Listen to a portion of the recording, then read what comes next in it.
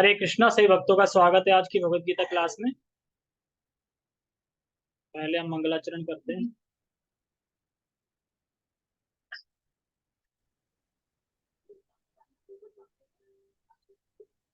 ओम अज्ञानतिमिरान्धस्य ज्ञानञ्जनशलाकया चक्षुरुन्मीलितं येन तस्मै श्रीगुरुवे नमः। श्रीचैतन्यमनोभीष्टं स्थापितं येन भूतले स्वयं रूपः कदा मह्यं ददाति स्वपदान्तिकं। वन्देऽहं श्रीगुरो श्रीयुतापदकमलं श्रीगुरून् वैष्णवांश श्रीरूपं साग्रजातं सहगण रघुनाथं वितं तं सजीवं साद्वैतं सावधूतं परिजन सहितं कृष्ण चैतन्य देवं श्रीराधा कृष्ण पादान सहगण ललिता श्री विशाखान्त विशांच। हे कृष्ण करुणा सिंधु दीनबंधो जगतपते गोपेश गोपिका कांता राधा कांता नमस्ते। कांचन गौरांगी राधे वृंदावनेश्वरी वृषभानुसुते देवी प्रणमामि हरिप्रिये। वाञ्छाकल्पतरुभ्यश्च कृपा सिन्धुभ्येव च पतितानां पावनेभ्यो वैष्णवेभ्यो नमो नमः। जय श्री कृष्णा चैतन्य प्रभु नित्यानंद श्री अद्वैत गदाधर श्रीवासादि गौर भक्त वृंद। हरे कृष्णा कृष्णा कृष्णा हरे हरे हरे राम राम राम हरे हरे। रामाय रामभद्राय रामचंद्राय वेदसे रघुनाथाय नाथाय सीताया पते नमः। नमां विष्णुपादाय कृष्णपृष्ठाय भूतले श्रीमते भक्तिवेदांता स्वामिनि इति नामिने। नमस्ते सारस्वते देवे गौरवाणी प्रचारिणे निर्विशेषा शून्यवादी पश्चात देश तारिणे। हरे कृष्णा। आवाज तो ठीक आ रही होगी। देखिए, आज का श्लोक बहुत अच्छा है। आज के श्लोक में बताया जाएगा कि जो असुरी लोग हैं, तो कल हमने चर्चा की थी कि अल्प बुद्धि होते हैं ये लोग, और ये जो असुरी सिद्धांत बताए गए थे उन सिद्धांतों को अगर कोई स्वीकार करता है तो जगत पे क्या प्रभाव पड़ता है। अब और असुरी लोगों की और व्याख्या और वर्णन हो रहा है। तो आज के श्लोक में बता रहे हैं कि क्योंकि इनका झुकाव गलत होता है इसलिए इनका आचरण भी गलत होता है। जैसे अगर किसी का झुकाव बेकार लोगों के प्रति है तो उसका आचरण भी फिर बेकार ही होगा। किसी का झुकाव अच्छे लोगों के प्रति है तो उसका आचरण भी फिर अच्छा होगा। ये तुम कितनी कंठी डालनी है भाई। और ये नीचे है वो क्या है। नहीं, चार नहीं डालनी, सिर्फ दो, दो से ज्यादा नहीं। दो कंटे। अच्छा, चार नहीं डाले। ये फिर उसके जैसे हो जाता है जैसे जो प्रेम में मगन नहीं रहते हैं, बहुत सारे गर्दन में लगाए रहते हैं ना। दीक्षा हुई है कि नहीं, अब इससे पता नहीं चलता दीक्षित हो कि नहीं दीक्षित हो। दीक्षित मतलब तीन, पर यहाँ तो चार है तो मतलब डबल दीक्षित होगी, ब्राह्मण दीक्षित हो गई क्या। तो हमें अपने परंपरा के हिसाब से चलना है, दो से ज्यादा नहीं। एक या दो ठीक है। एक होती है कि ठीक है, और दूसरा होता है कि अब हम दीक्षित होने वाले, मतलब दीक्षा लेने के लिए तैयार है, मतलब कि हम दीक्षा लेना चाहते हैं। दो। और फिर जब दीक्षा हो जाती है तो फिर तीन। तो फिर गुरुजी बताते हैं। ठीक है। तो मैंने क्या बताया, जिनका झुकाव ही गलत लोगों के लिए होता है तो उनका आचरण भी गलत ही होता है। अगर मेन भाषा में बोला जाए तो इसमें लिंक बता रहे हैं कि ये दुर्वती, दुर्वती समझते हैं ना। दुर्वती और दुराचार का वर्णन कर रहे हैं यहाँ पे, यानी दुर्वती होते हैं और दुराचारण होता है। दुराचरण मतलब बेकार आचरण। तो पहले हम एक बार श्लोक का उच्चारण करेंगे फिर समझने का प्रयास करेंगे। ये कौन लोग हैं, हम ही लोग हैं सब जिनका व्याख्या हो रही है। वो कौन है, हम ही सभी लोगों की व्याख्या हो रही है। जो दैवी गुण थे वो तो हो गए, वो हम नहीं थे, वो देवता लोग थे। अब हमारी चर्चा हो रही है। कामम भगवद गीता था रूप अध्याय 16 श्लोक क्रमांक 10। कामम आश्रित्य दुष्पूरम दंभमानं मदन्विता मोहात गृहीत्वा सतग्राहान् प्रवन्ते अशुचिव्रता कामम आश्रित्य दुष्पूरम दम्भमानं मदन्विता मोहात् गृहीत्वा सत्ग्राहान् प्रवन्ते अशुचिव्रतः। ठीक है, पहले देखो श्लोक को समझने का प्रयास करो। अब श्लोक के मीनिंग, कामम आश्रित्य दुष्पूरम। कामम आश्रित मतलब जो काम वासना का आश्रय लेके, काम वासना का आश्रय लेके, कामम आश्रित, या काम वासना की दृष्टि लेके, दोनों चीज समझ सकते हैं कैसे। काम वासना का आश्रय लेके या काम वासना की दृष्टि लेके, जिनकी दृष्टि काम वासना से भरी रहती है वह सभी को काम वासना के नजर से ही देखेंगे, ये कहना चाह रहे हैं। अगर भाई बहन भी जा रहा होगा बाइक पे तो उनकी दृष्टि क्या जाएगी, गलत ही जाएगी। तो वही बता रहे हैं, काम वासना आश्रित यानी काम वासना के आश्रय लेके काम वासना की दृष्टि। दुष्पूरम, दुष्पूरम का मतलब क्या होता है? दुष्पूरम मतलब जो कभी संतुष्ट नहीं होते। किसमें? कामा अग्नि में। जैसे अग्नि में अगर कितना भी ईंधन डाला जाए तो अग्नि और भड़केगी, और ज्यादा होगी। तो उसी तरीके से इनकी जो कामाग्नि मतलब इनकी दृष्टि है उससे वो कभी संतुष्ट नहीं होते, भड़कती रहती है। जैसे कि काम की अग्नि कभी संतुष्ट नहीं होती, हम समझे जैसे मान लो कि काम सब चीजों के प्रति बोला जा रहा है इसमें, लस्ट अकेला नहीं। जैसे कि 10 रुपए मिल गए, 50 मिल जाते, 50 मिल जाते, 50 मिलेगा, 100, 1000, 1 लाख क्यों नहीं, 1 लाख भी मिल जाएंगे तब भी संतुष्ट नहीं होगी, तब भी इच्छा बनी रहेगी और मिल जाए। तो ये काम अग्नि मतलब जितना अग्नि में ईंधन डालते जाएंगे अग्नि बढ़ती जाएगी, यानी जितना मिलता जाएगा बढ़ती जाएगी, बढ़ती जाएगी, प्यास बढ़ती जाएगी उसकी इच्छा की। जैसे कोई व्यक्ति है, 4 माले का घर बनाया और रह सिर्फ 1 माले पे रहा है, बाकी खाली पड़े हैं। और एक सामने एक लेके भी बना के रखा है अलग, उसमें कोई नहीं रह रहा है। इसको क्या बोलते हैं? संतुष्टि नहीं हो रही यार, रहना तो एक में ही है ना, फिर दो क्यों? लेकिन हो, रहोगे है नहीं पूरी जिंदगी, मर के चले जाओगे, वो बस बना के बना दिखता ही रहेगा बस। तो इसको बोलते हैं कि संतुष्टि नहीं है, जितना भी होगा और कभी इच्छाएं समाप्त होने वाली नहीं है। आसुरी लोगों के लक्षण। तो क्या हमारी भी ऐसी इच्छा है कि बहुत सारे प्लाट हों, बस देखते रहें, नाम के लिए हो, क्या कितने 4 प्लाट है, अच्छा रहेंगे तो एक में ही, लेकिन कहने के लिए 4 हैं, होने चाहिए ना समाज में। 4 नहीं होंगे तो लोग कहेंगे हम अपनी लड़की की शादी नहीं करेंगे, 4 प्लाट नहीं तुम्हारे। तो ये सब असुरी प्रवृत्ति में, असुरी क्वालिटी में ही आता है। जैसे प्रभु जी बता रहे थे एग्जाम्पल, मेरे पास मान लो एक चप्पल जोड़ी है, एक जोड़ी चप्पल है, और और किसी ने मुझे भेंट कर दी, नहीं, तो मैं क्या करूंगा? मेरे पास तो ऑलरेडी है। या तो मैं जो नई ली है तो मैं पुरानी का किसी को दे दूं, कोई गरीब हो या मतलब जरूरतमंद हो उसको दे दूं, या फिर जो नई मिली है मैं एज इट इज किसी को गिफ्ट कर दूं, वो वाली भी। मतलब कहने का ये है कि मेरे पास एक ही रहनी चाहिए बस। मेरे पास एक जोड़ी चप्पल है, मिली, फिर भी मेरे पास एक ही होनी चाहिए। भले ही 10 मिल गई, पर मेरे पास एक ही होनी चाहिए। यानी ज्यादा इच्छा नहीं करनी चाहिए। इसी को बोल रहे हैं संतुष्ट नहीं होता, दुष्पूरम। जो असुरी लोग हैं वो कभी संतुष्ट नहीं होते, उन्हें चाहिए चाहिए चाहिए चाहिए चाहिए लगा ही रहता है हमेशा। होंगे आसपास, अगर नजर डालो, दिमाग से सोचो तो बहुत से मिल जाएंगे तुम्हें जो कि जिनकी इच्छा पूरी नहीं हो रही। सब कुछ भगवान ने दिया है फिर भी कुछ ना कुछ रह ही गया होगा, इसी तरीके से। हाँ, और क्या कह रहे हैं नीचे? दम्भ मानम, दम्भ मानम, दम्भ मानम मदान्विता।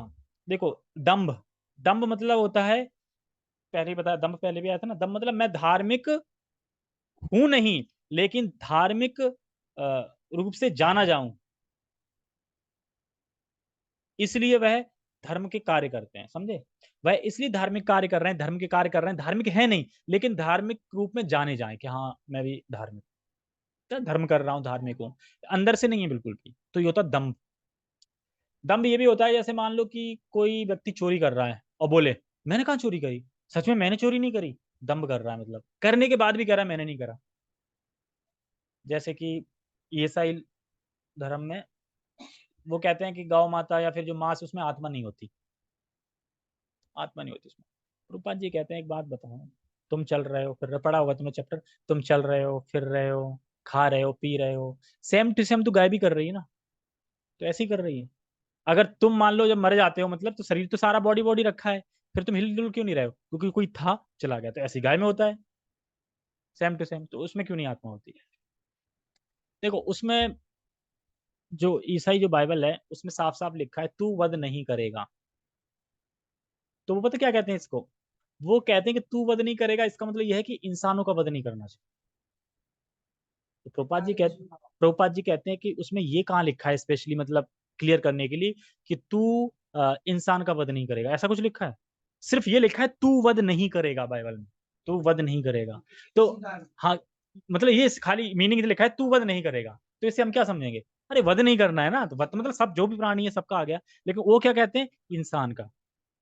बस इंसान में आत्मा होती है, इंसान क्या करे? अरे जैसे कि उसमें इतना मतलब तात्पर्य नहीं दिया ना समझाने के लिए कोई आचार्यों ने से, जैसे अपने उसमें वैष्णव आचार्य हैं। अब मान लो कि बहुत से श्लोक ऐसे हैं ना कि जिन्होंने खाली इतना लिखा है, लेकिन उसको समझाने के लिए आचार्य है ना, वो बताते हैं कि इसको हमें ऐसे समझना है। हुँ? हाँ वही तो वो कहते हैं ना तू वध नहीं करेगा, वो मानते ही नहीं ना कि उसमें आत्मा है। एक्चुअली बाइबल में नहीं लिखा है, वहाँ के जो सेवक है ना, जो पादरी वगैरह है, वो धूर्त हैं, तो वो सब ऐसा कर रहे हैं, तो फिर जनता है तो वो भी कर रहे हैं फिर। अगर वो स्टिक हो जाए, सही हो जाए।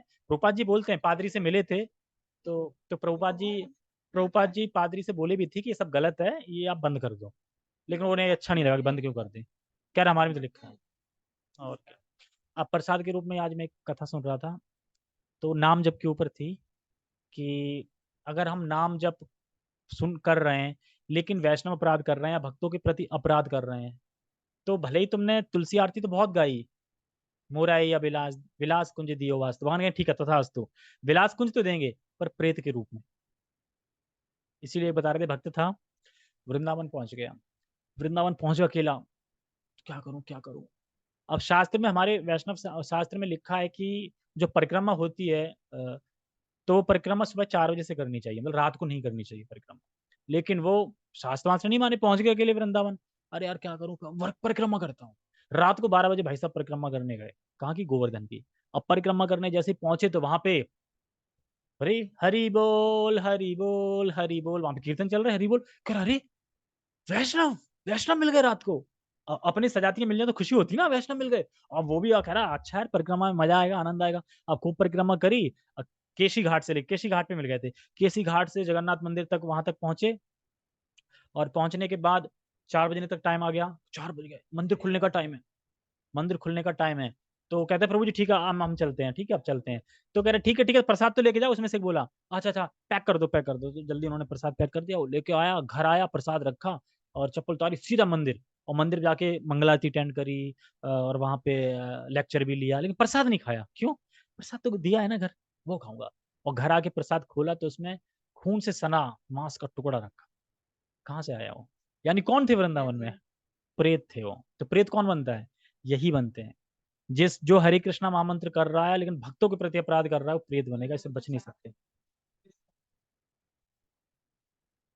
हाँ, क्योंकि प्रेत है, क्योंकि उन्होंने भक्ति तो करी, मतलब भक्ति करी मतलब नाम लिया, आरती गाई, सब कुछ गाया, तो उसका फल तो मिलेगा ना। तो क्या मिलेगा कि वृंदावन में मिलेगा तुम्हें, वास्तव वृंदावन में मिलना है ना, तो मिलेगा प्रेत के रूप में मिलेगा। जब तक बाकी रहेगा तब तो प्रेत बनना पड़ेगा ना। उसके बाद फिर उद्धार होगा, ऐसा नहीं कि उद्धार नहीं होगा, उद्धार होगा। हाँ, उद्धार तो होगा, लेकिन प्रेत तो बनना पड़ेगा ना। हाँ मौत तो प्रेत बन गए फिर। हाँ, समय से पहले ही हुई होगी उनकी मौत, तभी तो प्रेत बने ना। हाँ वो तो है ही, वो तो अल्टीमेट तो सब कारणों कारण भगवान है, लेकिन हमें समझना चाहिए कि अगर हम, देखो अगर हमें नाम नहीं ले रहे हैं, तब अपराध कर रहे हैं, तो भगवान माफ भी कर देंगे, लेकिन तुम नाम ले रहे हो फिर पीछे नहीं रुक सकते। जैसे बताते हैं, अगर किसी ने ज्वाइन कर लिया है अंडरवर्ल्ड की लाइफ, होती कौन सी होती है जिसमें मर्डर वर्डर, आप तुम पीछे नहीं हट सकते उसमें। अगर तुम सादा सादा सिंपल जीवन जी नहीं पाओगे, तुम सोचा यार सब छोड़ो, नहीं नहीं जी पाओगे। तो उसी तरह एक बार भक्ति में घुस गए, अब बैक केयर नहीं है। अब तो तुम माला कर रहे, तो अब तो सही से करो। वो तो टेस्ट से पता चल जाता है, अगर माला में टेस्ट नहीं आ रहा है, मन नहीं कर रहा है, इच्छाएं भोग इच्छाएं बढ़ रही हैं। हम्म?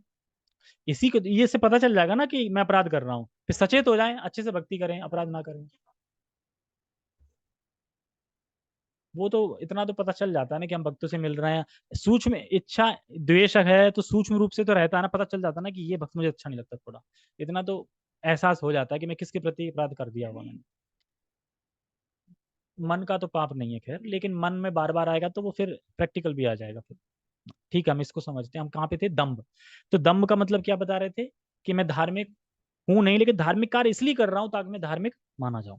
और क्या कह रहे हैं? मान, मान तो बताइए, मान सम्मान की अभिलाषा, ये सब चीजें कि मान मतलब कि दूसरे से सम्मान प्राप्त करने के लिए। और इसमें एक है अ, दम्भ हो गया, मान हो गया, और मद अन्विता। मद अन्विता का मतलब होता है, मद मतलब गर्वीले होते हैं, कोई गर्वीले होते हैं ना, गर्वीले। हाँ गर्व, हाँ गर्वीले होते हैं, यानी अभिमान से युक्त होते हैं, गर्वीले बड़ा गर्व होता है, अभिमान से युक्त होते हैं, हमारे पास कुछ है, कोई चीज क्वालिटी होती है तो उसका गर्वीले हो जाते हैं उसके। जैसे मान लो कि हम ऑफिस गए, टैलेंट बंदा है कोई वहां पे, सब कुछ आता है उसको, तो गर्व नहीं आ जाएगा? अरे हमसे ही पूछना, तो हमसे ही पड़ेगा, पूछना तो हमसे ही पड़ेगा, उसकी चाल टोन सब चेंज हो जाएगी, पैसा आने पे भी टोन चाल चेंज हो जाती है लोगों की, तो वही है। और क्या कह रहे हैं? मोहाद, मोहात गृहीत्वा असत ग्रहण। मोहात मतलब मोह, मोह तो पता ही है। मोह का मतलब होता है मोह को ग्रहण करके, और मोह का मतलब है कि जो वस्तु जैसी है उनको वैसे ना समझना, यानी मैं आत्मा हूं, शरीर नहीं हूं, तो ये ना समझना। और क्या समझना? कि मैं शरीर हूं और भोग में लगे रहना, इसको बोलते हैं मोह। मोह मतलब कि जो मैं हूं वो समझ नहीं पा रहे हैं, और अपनी स्त्री के प्रति, बच्चों के प्रति और भौतिक वस्तु के प्रति अटैचमेंट रहना, मोह, मेरी है मेरी, ये सब मोह में आता है, और भोग में प्रवृत्त होते हैं। और इसमें कह रहे हैं असत ग्रहान, ग्रहान मतलब ग्रह, ग्रह समझते हैं, मगरमच्छ। जिस तरीके से मगरमच्छ जो तो जैसे मगरमच्छ पकड़ लेता है ना, जकड़ लेता है किसी को, छोड़ता नहीं है, क्योंकि उसका जबड़ा बड़ा स्ट्रांग होता है, बड़ा, ऐसे पकड़ लेता है, छोड़ता नहीं। इसी तरीके से ये असुर लोग ऐसे पकड़ लेते हैं, छोड़ते नहीं है। किस चीज को छोड़ते नहीं है? व्यक्ति, स्त्री, धन इत्यादि, इन चीजों को ऐसे पकड़ लेते हैं, छोड़ते नहीं। छूट ना जाए मुझसे, धन ना छूट जाए, स्त्री ना छूट जाए, बच्चे ना छूट जाए, ये सब छूट ना जाए, पकड़ लेते हैं, मगरमच्छ की तरह, कि जो छोड़ता नहीं है उस तरीके से। और कैसी चीजों को पकड़ लेते हैं? तो कह रहे हैं असत। असत मतलब कि जो छीण होने वाली हैं, टेम्परेरी हैं, उन चीजों को पकड़े रहते हैं, जबकि वो छूटने वाली हैं, छूटेंगी। क्योंकि तो हमें पता है ना कि हमारे दादाजी चले गए, ठीक है, बाबा जी चले गए, धीरे धीरे हम भी जाएंगे, पता है ना, और फिर भी पकड़े पड़े हैं उन चीजों को। तो वही चीज यहाँ पे बता रहे हैं। और लास्ट में क्या है? प्रवंते अशुचि व्रता। अशुचि मतलब ऐसा व्रत जिसमें कोई पवित्रता नहीं होती। शुचि मतलब साफ सफाई, अशुचि मतलब नहीं साफ सफाई। तो व्रत मतलब व्रत, यानी ऐसे व्रतों को ग्रहण करेंगे, ऐसे व्रत करेंगे जिसमें कोई पवित्रता नहीं है, ना कोई शास्त्र में लिखा है ऐसा व्रत, अपने मन माने ढंग से कोई व्रत करेंगे कोई भी। इसके लिए कथा सुनाऊंगा एक, ऐसे करके। तो ये पवित्रता नहीं होती, और उसी में भी प्रवृत्त होते हैं, उसी में लगे रहते हैं, संलग्न रहते हैं। तो ये सब असुर की क्वालिटी है। समझ में आया? काम मतलब काम वासना, काम वासना का आश्रय ले रखते हैं, और संतुष्ट नहीं होते हैं कभी भी, अग्नि की तरह, जैसे अग्नि में ईंधन डालते जाओ। और दंभ होता है, मान होता है, मदनविता होता है कि गर्वीले होते हैं, मोहात बड़ा मोह में अटैचमेंट रहता है, जो है वो समझेंगे नहीं, और जो नहीं है उसमें टेम्परेरी चीजों में लगे रहेंगे, और प्रवृत्त होते रहते हैं किन चीजों में? अशुचि मतलब जो अपवित्र जो व्रत हैं उसमें लगे रहेंगे। जैसे कि कथा सुन रहा था ना अभी, तो सुन ही रहा था कि कुछ कुछ लोग मतलब, भगवान ने सादा सिंपल बता दिया है, पत्रम पुष्पम फलम तोयम, ये सब करो और बस मेरी उपासना करो, मतलब बिल्कुल सरल विधि बताइए। फिर भी लोग यहाँ से कीला घुसेड़ के यहाँ निकाले, भगवान देखो मैंने ये कीला घुसेड़ी, भगवान कहते हैं मूर्ख, ये कीला क्यों घुसेड़ रखा है तुम? इससे मैं प्रसन्न होने वाला क्यों? नहीं होने वाले ना प्रसन्न। तो ये फालतू के व्रत है कि नहीं? या फिर मान लो कि धूप में खड़े हो गए, पानी में खड़े हो गए, तो ये सब कौन से व्रत है? ये शास्त्र में नहीं लिखे, तो ये व्रत खुद से बना लेते हैं। हाँ व्रत है ही नहीं, जबकि संतोषी माता ही नहीं है, तो व्रत कहाँ से आ गया? नहीं नहीं एग्जिट, अरे वहां से आएगा, पिक्चर से आया, वो पिक्चर से आई, संतोषी माता की पिक्चर है, वहां से उनकी वो फैल गई है, व्रत आई नहीं थी। संतोषी माता का व्रत रखते हो, पिक्चर किसने बनाई सबसे पहले? किसी ने बनाई है, कुछ पता नहीं कैसे बनाई है, लेकिन उसके बनाने के बाद पूरा ऐसे फैल गया है कि वो पिक्चर को देख देख के हाँ संतोषी माता। अब हम जो है नहीं उसके बारे में बात करके क्या फायदा, जो है उनके बारे में करें ना, ठीक है। तो श्लोक पूरा समझ में आ गया? ठीक है, हम टेक्स्ट पढ़ते हैं। ये आज पूरा नहीं हो पाएगा क्योंकि प्रभुपाद जी का तात्पर्य भी थोड़ा बड़ा है, बड़ा नहीं छोटा है पर चर्चा ज्यादा है। टेक्स्ट। अभी न संतुष्ट होने वाले काम का आश्रय लेकर तथा गर्व के मद एवं मिथ्या प्रतिष्ठा में डूबे हुए असुरी लोग इस तरह मोहग्रस्त होकर सदैव क्षणभंगुर वस्तुओं के द्वारा अपवित्र कर्म का व्रत लिए रहते हैं। अपवित्र वस्तु जैसे कि दारू, सिगरेट। आओ चलो यार 2 पैग लगाते हैं। तो ये किस में प्रवृत्त हो रहे हैं? अपवित्र चीजों में पवित्र प्रवृत्त हो रहे हैं कि नहीं हो रहे हैं? लग रहे हैं उसमें। तो ये लोग क्षणभंगुर यानी कि टेम्परेरी चीजों में तो लगे रहेंगे, अटैचमेंट मेरा मेरा उसमें पूरी जिंदगी बिता देंगे। लेकिन ये भाई साहब जो कि अ, हमेशा रहने वाली है, जो शाश्वत चीज है, हमेशा रहने वाली है, उसकी ओर बिल्कुल भी ध्यान नहीं है, ना पता ही नहीं है उसके ऊपर कि हाँ ऐसी भी कोई है जो हमेशा रहने वाला है। उसके प्रति इनका कोई झुकाव नहीं रहता। तो ये सब असुरी गुणों का वो रहता है। और कामम आश्रय का एक और बता रहे थे, दृष्टि मैंने बताई थी शुरू शुरू में। दृष्टि मतलब ऐसी दृष्टि रहती है, लस्ट की आईज रहती है इनकी, जहां कहीं भी देखेंगे उल्टा ही सोचेंगे। तो ये असुर ही रहते हैं। ये देखो ये सारी क्वालिटी बता रही है, इससे मैं पहचानना है कि असुर कौन है। जैसे भी कोई कुछ बोल रहा है, हम शास्त्र में बता रहे हैं, लेकिन वो किस तरीके से बात कर रहा है, बता रहा है, तो समझ जाओ कि जो भगवान ने असुरी गुणों का वर्णन किया है वही है। तो फिर उसे प्रचार करना बंद कर दो। ठीक है।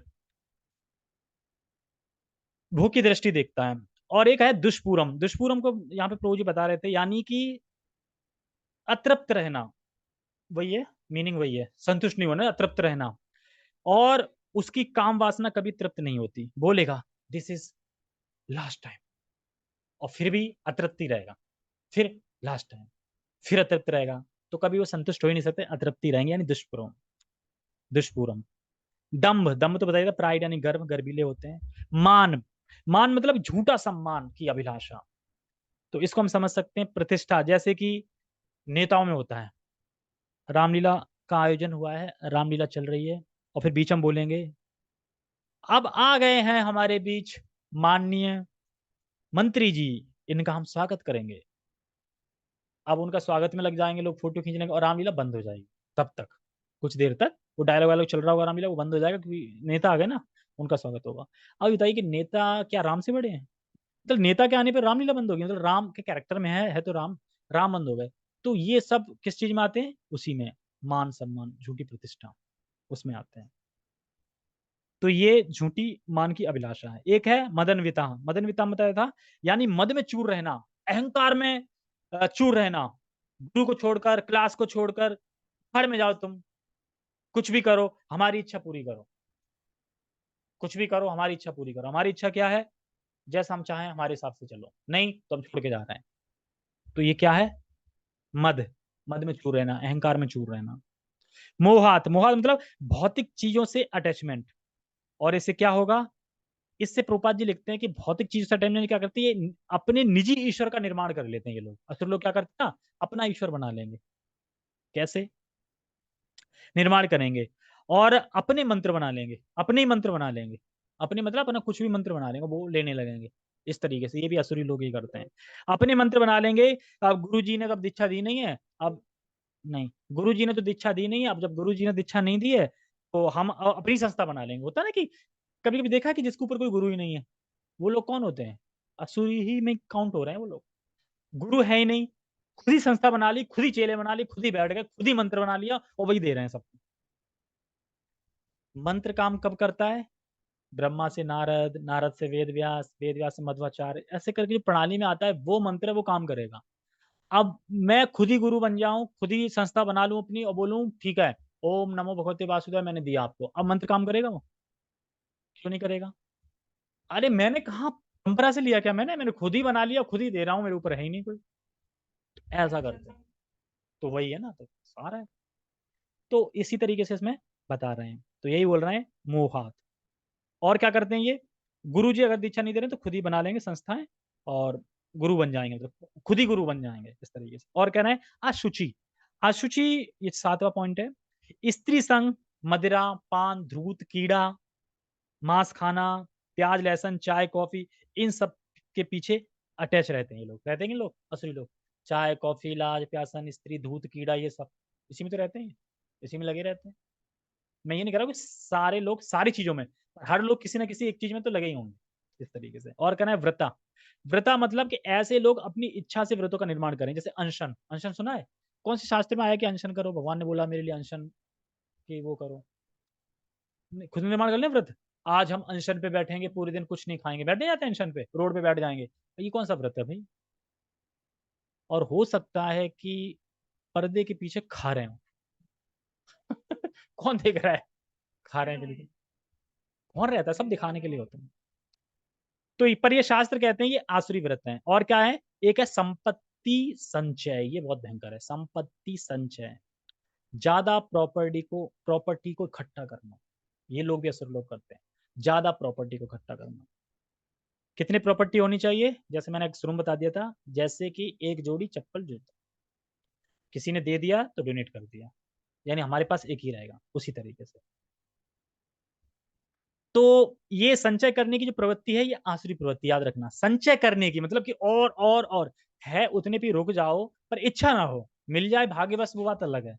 लेकिन जब इच्छा रहती ना कि और आसुरी क्वालिटी है ये भी। जहां तक कि पैसे को जोड़ना, ये भी आसुरी क्वालिटी है।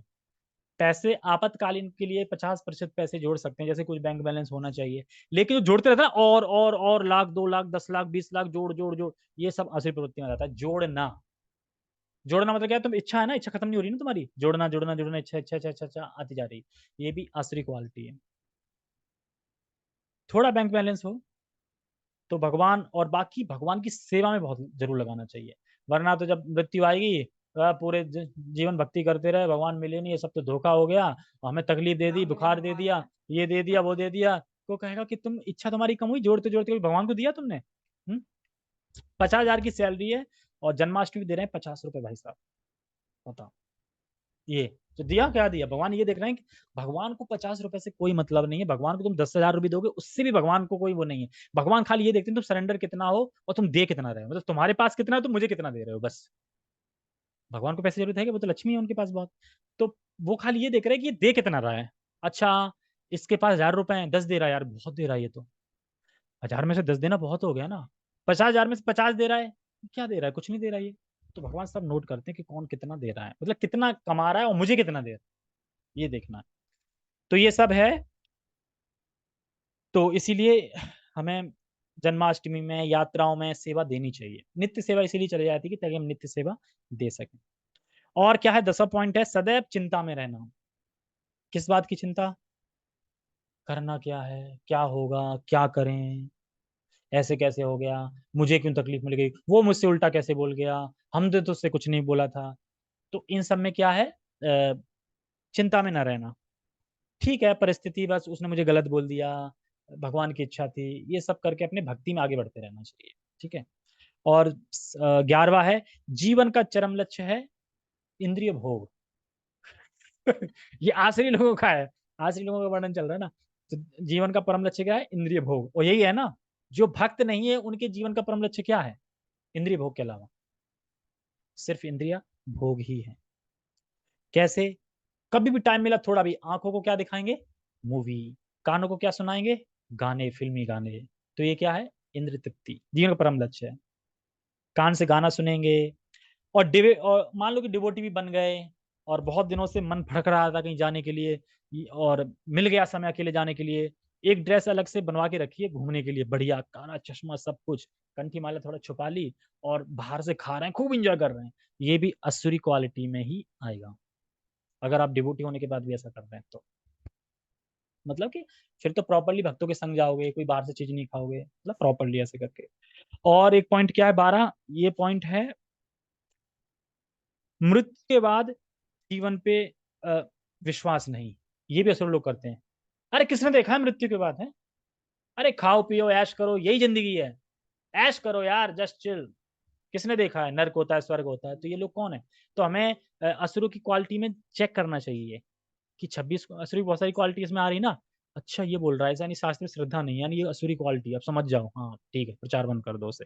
तो ये सब चीजें करते हैं। तो ये क्वालिटी हम इसीलिए सब सुन रहे हैं कि ताकि अगर हमें है ये, तो हम उसको भक्ति के द्वारा नष्ट कर चुके। और एक क्या है, जीवन तक योजना बनाना। जब तक बुढ़ापे तक जिंदगी रहेगी योजनाएं बनाते रहेंगे सब लोग, योजना पे योजना पे योजना पे योजना। जैसे कि पहली योजना फैलोगे, दूसरी योजना, फिर तीसरी, चौथी, पांचवी, छठवीं, बंद ही नहीं होती इनकी योजनाएं, चलती रहती है। देखिए ना भारत सरकार से शुरू से 1990 से लेकर आज तक कितनी योजनाएं हो चुकी होंगी।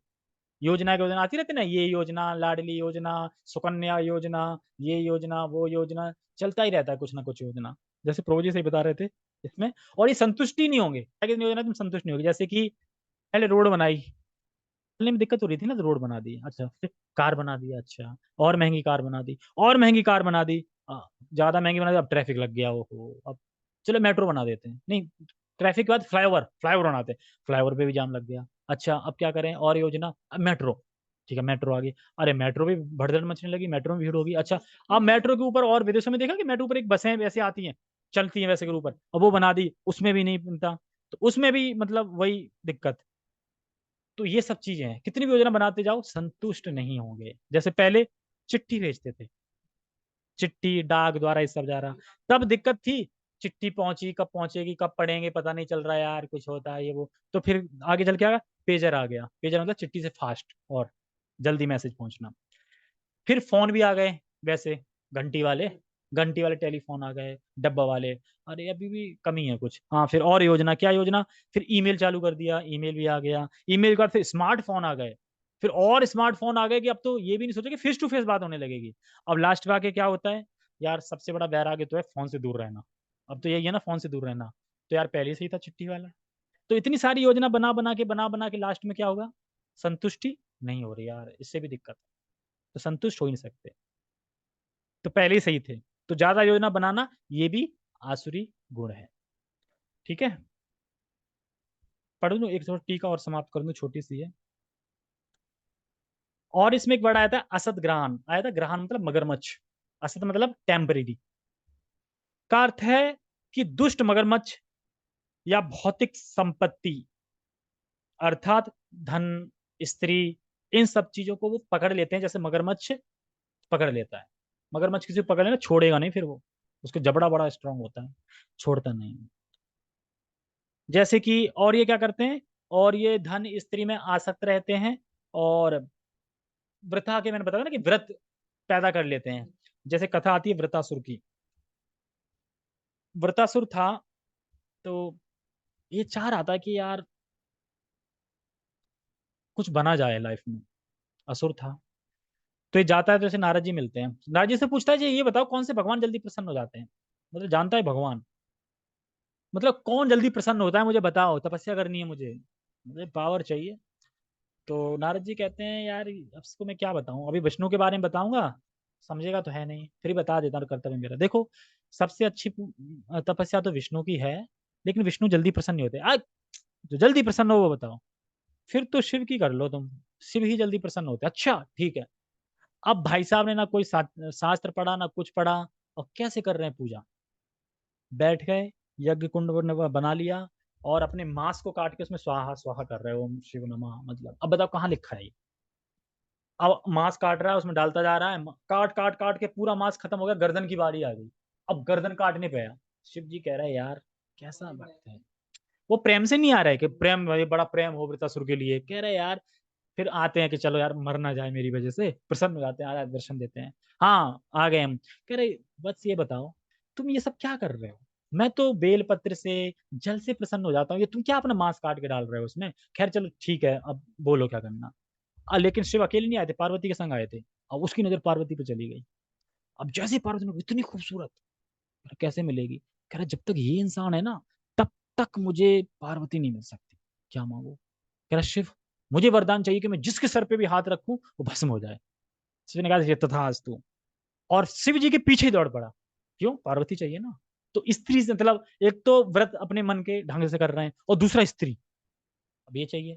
अब पीछे पड़ गया, भगवान ने देखा ये क्या हो रहा है, फिर भगवान आते हैं ब्राह्मण के रूप में, और कहते हैं अरे ठहरो ठहरो ठहरो ठहरो, कहाँ जा रहे हो। तो सारी कथा बताता है कि मैं तपस्या करी थी, शिव जी प्रसन्न हुए।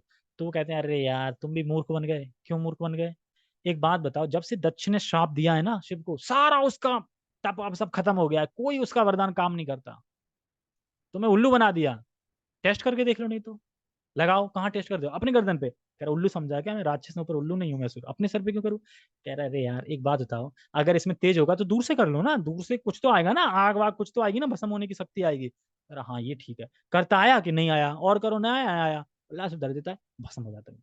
फिर शिव जी कहते हैं, शिव जी से बहुत प्रेम करते हैं कृष्ण, तो उनकी क्या गलती है, उनकी कोई गलती नहीं, कि उनके भक्ति ऐसे होते हैं ना टेढ़े मेढ़े। तो ये मतलब एग्जाम्पल इसलिए दिया है कि असुर लोग ऐसे करते हैं, ऐसे कामों में प्रवृत्त होंगे, स्त्री चाहिए ये सब होगी, और जो गुरु है उसी को मारने के लिए दौड़ पड़ेंगे, ये सब असुरी गुण होते हैं। ठीक है, तो वृतासुर की, तो इस कथा से हम देख सकते हैं कि असुर अपने ही पाप कर्म के कारण मर गया, अपने ही पाप कर्म के कारण मरा ना वो, मर गया। और ये लोग बेवकूफी के व्रत और ये सब कार्य करते रहते हैं, और इसी कारण से वह खुद मर गया। अशुद्ध व्रता अर्थात वे तथाकथित धार्मिक अनुष्ठान करके जिसमें मांस भक्षण सुरापान ये सब तो मैंने बता दिया, वही सारी चीजें, दम्भ मान मद ये सब चीजें हैं इसमें। ठीक है, तो हम प्रभुपाद जी का तात्पर्य कल पढ़ेंगे। ठीक है, हरे कृष्णा। जगत गुरु शील प्रभुपाद की जय, श्रीमद् भगवद गीता की जय, नित्य नित्य गौर प्रेमानंदे। अब प्रभु जी हमने आज सुन लिया, आज से सारी आसुरी गुण आज रात से खत्म हो जाएंगे, कल से फिर चालू हो जाएंगे, बस थोड़ी देर असर रहेगा। हाँ? ओके, हरे कृष्ण।